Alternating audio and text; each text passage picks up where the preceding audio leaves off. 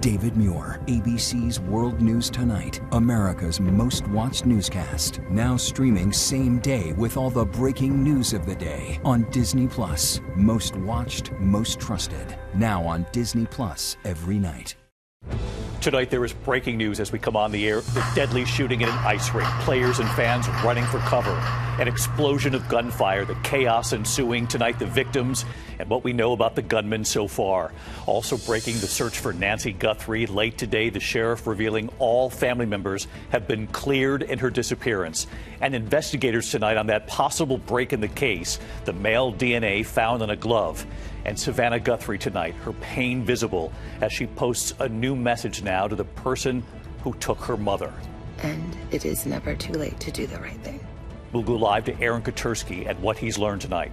Oscar-winning actor Robert Duvall has died, the legendary actor remembered tonight. I love the smell of napalm in the morning. His iconic roles in The Godfather, Apocalypse Now, and Tender Mercies, and the role he said was his favorite. Tonight, we're tracking two dangerous storms hitting heavy rain, possible flooding, and strong winds. Ginger Z is here to time this out. Tonight, just in, the new fallout over the Jeffrey Epstein investigation, the big name tonight stepping down from his job. And this evening, former Secretary of State Hillary Clinton and what she said late today about the Epstein case. Tonight, the father now on trial, facing charges for buying his son the AR-15 style rifle that son then allegedly used to kill two students and two teachers, what played out in court. Dramatic moments as a woman escapes a U-Haul, getting away. The massive house explosion tonight, igniting homes in the neighborhood, the rush to evacuate. America's Strong, the 6-year-old girl smashing records tonight. You won't believe how many Girl Scout cookies she's now sold. And Team USA, the women's hockey team, now going for gold. And the deeply personal post tonight, just in from the Quad God, and what he reveals after that heartbreaking performance. From ABC News World Headquarters in New York, this is World News Tonight with David Muir. Good evening. We begin tonight with the breaking news, the chaotic scene unfolding, an explosion of gunfire erupting during a high school hockey game. Fans and players on the ice could be seen racing for cover. That is the sound of the gunfire inside. Police pouring over this live stream of the game that captured the horrific scene at the Dennis Lynch Arena in Pawtucket, Rhode Island. The gunfire, the panic tonight, at least 2 people killed. Authorities believe the shooter then took his own life. The gunman opening fire during the first period of the game with players on the ice, families in the stands. The FBI and ATF on the scene at this hour, and ABC's Rhiannon Alley leading us off tonight. Tonight, the horror unfolding at a high school hockey game in Rhode Island. Authorities say a man opened fire, killing at least 2 people before shooting and killing himself. Police now reviewing this video. You can hear the deafening sound of about a dozen gunshots, sending crowds running in the stands and players scrambling on the ice. We have 1 shooter down at the location. We have 5 injured. Authorities racing to the scene at the Dennis Lynch Arena in Pawtucket around 2:30 p.m., finding multiple victims. Late today, officials say they believe the suspect may have been targeting his own family. It appears that this was a targeted event, that it may be a family dispute. Witnesses describing the chaos. It was a very, scary moment, definitely for the parents. It was a bang. I thought it was pops. I thought it was balloons at first, but it was not balloons. At least 3 people were wounded. David, officials say all the players in that hockey game are safe tonight. The investigation is now underway as the FBI is assisting local authorities. David? Rhiannon Alley leading us off tonight. Rhiannon, thank you. There are also new developments tonight in the disappearance of Nancy Guthrie, the 84-year-old mother of Today Show host Savannah Guthrie. Late today, the sheriff saying all family members have been cleared in her disappearance, aware of the online chatter and speculation surrounding this case. Tonight here, investigators on a possible break in this case, that male DNA found on a glove. And Savannah Guthrie, the pain evident on her face, with a new post to the person who took her mother, as they now begin week 3 without their mother. Here's our chief investigative correspondent, Aaron Katersky, in Tucson again tonight. Tonight, with the search for Nancy Guthrie now entering its 3rd week, and with the country still praying she's found, her daughter Savannah is making a direct appeal to the person who took her mother. 2 weeks of pain evident on Savannah's face. And I wanted to say to whoever has her or knows where she is, that it's never too late. And you're not lost or alone. And it is never too late to do the right thing. And we are here. We believe. And we believe in the essential goodness of every human being. And it's never too late. The Today Show host, who has spoken of the nightmare her family's going through, hoping the kidnapper will consider giving her mother back. Because we're into week 3, the idea that you could keep anybody held for that long a time is a real strain on whoever might have her. And so as a result, they may just say, okay, we're just going to give up and release her. It never hurts to say those things. And tonight, authorities acknowledging online chatter and speculation that has at times focused on Guthrie's extended family, and that has taken a toll too. The Pima County Sheriff saying, to be clear, the Guthrie family, to include all siblings and spouses, has been cleared as possible suspects in this case. The family has been nothing but cooperative and gracious and are victims in this case. To suggest otherwise is not only wrong, it is cruel. The Guthrie family are victims, plain and simple. The FBI is now testing male DNA lifted from a glove found near Nancy Guthrie's home that appears to be a similar kind of glove to what was seen in that video from Guthrie's front door. They will now put that DNA into a national database, comparing it to more than 22 million samples, most from criminals. The glove containing DNA was found right around here. We're about 2 miles from Nancy Guthrie's home, along a major thoroughfare close to her neighborhood and the fastest route out of town. That glove is one of 16 picked up during roadside searches. Most authorities believe were discarded by investigators combing the area. We saw another glove just today. What's different about the glove they're testing is the FBI does think it's similar to the gloves of the man at the door. It's just like fingerprints. If we have your fingerprint on file, then, it's going to be a match or a quick match. If we don't have your fingerprints on file, it would take a long time. Same with DNA. Investigators will also determine whether DNA recovered on the property, DNA that is not Nancy Guthrie's or her family's, matches the glove. We've gotten DNA back, and that's why I say, well, they already have the genetic markers of those that we think had access to the home, rightfully so, the family, the landscapers, the pool guy. And tonight, the search involving the backpack and clothes the man was wearing. Investigators are now combing through Walmart's surveillance footage and sales receipts, looking for the buyer of the Ozark Trail Hiker backpack the suspect is seen wearing. Investigators say he may have also bought the clothing he wore that night at Walmart. Backpack's a Walmart backpack, right? So that's can you what trace I'm the sale? We're hoping. We have teams working on all of this stuff. Friday night, authorities swooped in and detained a man about 2 miles from Nancy Guthrie's home, searching his house and towing his Range Rover before letting him go. He's the second man questioned and released after a delivery man was stopped 50 miles away near the Mexican border. Sources tell ABC News investigators are leaning away from those 2 men as possible suspects. But tonight, Savannah is making it clear she's not giving up hope the kidnapper will bring her mother home. It's never too late.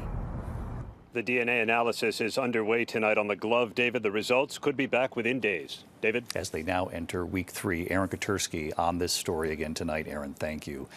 We learned today that Oscar-winning actor Robert Duvall has died at the age of 95. His iconic roles in The Godfather, Apocalypse Now, and so many other movies. And tonight, the role he once said was his favorite. And Al Pacino and Robert De Niro now remembering him tonight. Oscar-winning actor Robert Duvall was a Hollywood legend, his career spanning 7 decades. Known for his ability to disappear completely into his wide-ranging roles. The steely-eyed actor made his film debut in 1962, playing the reclusive Boo Radley in To Kill a Mockingbird. You'd like to say goodnight to Jim, Mr. Arthur? His character did not speak once in the entire movie. Robert Duvall would go on to become a household name, playing opposite John Wayne in True Grit in 1969. Well, Rooster, I'm shot to pieces. Winning an Academy Award for Best Actor in Tender Mercies in 1984. And let me rest my head for a while. Hey, Mr. Lasso! His iconic character's part of film history, 7 Oscar nominations. Your father was business, not personal, Sonny. You know how they're gonna come at you? Playing the trusted family lawyer in the first 2 Godfather movies alongside Al Pacino and Marlon Brando. They shot Sonny on the causeway. He's dead. Hey, fun, son. And delivering one of the most memorable lines of all time as Lieutenant Colonel Bill Kilgore in Apocalypse Now. I love the smell of napalm in the morning. People come up to me on the street today like, I love the smell of napalm in the morning, like I never knew it and forgot it after I said it, like, ha ha ha. But I like that character, yeah. People call the guy crazy, which he wasn't. It's not crazy when it was in a life or death kind of perimeter. This set belly aching. There was the great Santini in 1979. Will not affect the morale of the squadron henceforth. Do I make myself clear? Yes, sir! The Apostle in 1997, a movie he wrote, directed, and starred in. He considered his role in the TV series Lonesome Dove his favorite. Rye, or what'll it be, old-timer? Rye will do, provided it gets here quick. Tonight, Robert Duvall's wife sharing this image of them on their Virginia farm, saying he passed away peacefully at home, surrounded by love and comfort at the age of 95. Tonight here, Robert Duvall in his own words. The day will come when you call it quits. So whenever that comes, it comes. But, you know, until that time comes, you know, you try to live life to the fullest. He was an incredible actor. Tonight, both Al Pacino and Robert De Niro paying tribute. Pacino saying Duvall was a born actor with a phenomenal gift. De Niro saying, God bless Bobby. I hope I can live till I'm 95. May he rest in peace. We move on tonight. We are tracking 2 dangerous storms hitting in the west. Heavy rain, thunderstorms, possible flooding, and strong winds in California. Up to 8 feet of snow in the mountains. Streets already underwater in parts of Brentwood, California tonight. And a second storm right behind it. Let's get right to Chief Meteorologist Ginger Z with us here on a Monday night. Hi, Ginger. Hi, David. A series of storms, really. We've already seen up to 2.5 inches of rain today in Southern California. That's why we've got those flood alerts from Santa Maria to San Diego. But you notice that there are wind advisories and even high wind watches all the way over to the plains. So it's going to be this series of storms that comes through with a little oomph as it has. And tomorrow afternoon is when you see the next band of heaviest rain makes its way through Southern California. That snow you mentioned, easily 5 to 7 feet in the Sierra Nevada, where they desperately need to improve their snowpack. The Rockies, too, they'll take every snowflake they can get. And then ahead of this, we've got red flag warnings, low humidity from South Dakota to New Mexico. David? Ginger Z with us tonight. We'll see you first thing in the morning. Thanks, Ginger. Tonight here, new fallout involving the Jeffrey Epstein files. Another big name now stepping down from his job over his ties to Epstein. Here's Rachel Scott. Tonight, with the Department of Justice announcing no more Epstein files will be released, new fallout. Hyatt's executive chairman, billionaire Tom Pritzker, now becoming the latest leader to announce he will be stepping down because of his ties to the convicted sex offender. In a letter to the Hyatt board, the 75-year-old writing, "Good stewardship also means protecting Hyatt, particularly in the context of my association with Jeffrey Epstein and Ghislaine Maxwell, which I deeply regret." Pritzker saying he exercised terrible judgment, adding, "There is no excuse for failing to distance myself sooner." Those recently released files revealing Pritzker, who is the cousin of Illinois Democratic Governor J.B. Pritzker, continued to keep in contact with Epstein even after he pled guilty to sex crimes in 2008. His departure, the latest corporate shakeup following the resignation of a top lawyer at Goldman Sachs, Kathleen Rumler, who referred to Epstein as Uncle Jeffrey in an email released by the DOJ. And the LA executive named chair of the 2028 Olympics, Casey Wasserman, now selling his talent agency after he was named in the files too. Multiple celebrity clients dropping him. He still hopes to chair the next Olympics in Los Angeles. Both have expressed regret over their association with Epstein. The DOJ telling Congress the department released all records, documents, communications, and investigative materials in its possession in compliance with the law. Victims outraged. And now Hillary Clinton, just days before she and her husband, former President Bill Clinton, are set to testify behind closed doors in a Republican-led investigation into Epstein, speaking out. She has told the Republican chairman to stop the games, asking for a public hearing, cameras on, and now telling the BBC in an interview excerpt published online that she believes others should testify in front of Congress. I think everybody should testify who is asked to testify. I just want it to be fair. I want everybody treated the same way. The Clintons have not been accused of any wrongdoing. Meanwhile, back here at the White House, there is still no deal between Republicans and Democrats to end the partial government shutdown. TSA workers now going without pay, and with lawmakers out of town on recess, there is no end in sight, David. Rachel Scott tracking both stories for us tonight. Rachel, thank you. Tonight, a father is now on trial in Georgia after buying his son the AR-15 style rifle that son allegedly used to kill 2 students and 2 teachers. Prosecutors arguing Colin Gray ignored warning signs before the 2024 shooting at Appalachia High School, saying he gave his son the rifle for Christmas after being asked by authorities to restrict his access to guns. The defense arguing Gray was not to blame and sought help for his son's mental health.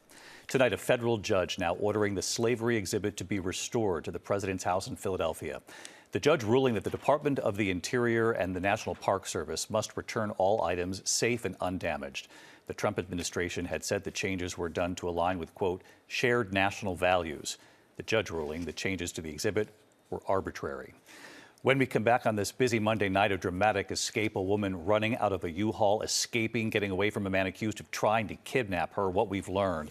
Also, there's been a massive house explosion igniting several homes in the neighborhood, the rush to evacuate, and the deeply personal post just in tonight from the Quad God, what he's now revealing after that heartbreaking performance. A lot more news ahead here. Don't go away. Tonight, hear the dramatic moments as a woman escapes a U-Haul, getting away from an ex-boyfriend accused of trying to kidnap her. Surveillance cameras capturing the woman running into a store outside Pittsburgh. The woman telling police Kenneth Clark beat her and held scissors to her neck. Police arresting Clark after a chase. Clark is now charged tonight with kidnapping and assault. A home was leveled in a fiery explosion, prompting dozens of home evacuations in Centerville, Virginia. Fire crews rushing to the home as flames spread to nearby homes as well. 2 people suffered minor injuries, including one man who climbed out of a second-story window to escape. Officials say a gas leak fueled the blast. In Oklahoma City, a trooper jumped out of the way, narrowly avoiding a crash. The dash cam video here showing a minivan barreling down the H.E. Bailey Turnpike, slamming into that patrol car. The trooper and a Turnpike Authority worker had just dashed to the median moments before that crash. The 2 had been diverting traffic because of a nearby fire. 3 people in the van were injured. When we come back tonight, the 6-year-old girl smashing records. You won't believe how many Girl Scout cookies she has now sold, and her secret tonight. Also this evening, we are just now hearing from the Quad God, what he's revealed after that disastrous and heartbreaking performance at the Olympics. To the index of other news tonight, a college basketball player has now been suspended following a chaotic brawl. Tempers flaring between St. John's and Providence over the weekend, the fight erupting after Duncan Powell's hard foul on Bryce Hopkins. Hopkins going up for a layup, Powell appearing to put his hands around Hopkins' head and neck. Tonight, Powell has now been suspended for 3 games. A very sweet milestone tonight for a Girl Scout smashing the cookie-selling record. 6-year-old Pim from Pittsburgh has now sold more than 100,000 boxes of Girl Scout cookies just this season. Her online cookie counter off the charts tonight. Pim's strategy, we're told, going door to door, handing out flyers, also helping her adorable TikTok videos. Pim's dad tonight describing her as, quote, unstoppable. When we come back here, Team USA also unstoppable. The big news involving the women's hockey team tonight. And then this deeply personal message tonight from the Quad God, what he has just revealed about that heartbreaking performance. We're going to go to Italy in a moment here. ABC World News Tonight with David Muir, sponsored by Vivgard Hytrulo. The Winter Games, big news tonight for the women's hockey team, and the very personal words from the Quad God. Janae Norman is in Italy. Janae? David, Team USA scored a trip to the gold medal match. The women's hockey team dominating Sweden, setting up a chance to take home gold for the first time since 2018. And the United States won gold and bronze in the monobob event. With that gold, Alana Myers-Taylor now becomes the most decorated Olympic women's bobsledder. But amid the celebrations, also some bitter disappointments here at the Winter Games. Ilya Malinin, who failed to medal Friday, addressing his poor performance where he fell multiple times during his routine. The 21-year-old posting on social media, on the world's biggest stage, those who appear the strongest may still be fighting invisible battles on the inside, adding, it all builds up as those moments flash before your eyes, resulting in an inevitable crash. Malinin will be back out on the ice Saturday, David, and we'll be cheering him on. We definitely will be. Janae Norman in Italy for us today. Thank you. And thank you at home for watching. I'm David Muir, and of course, we'll see you right back here tomorrow night. Good night. David Muir, the most trusted anchor in America, the most watched anchor in America. Thank you for making World News Tonight with David Muir the #1 newscast in America.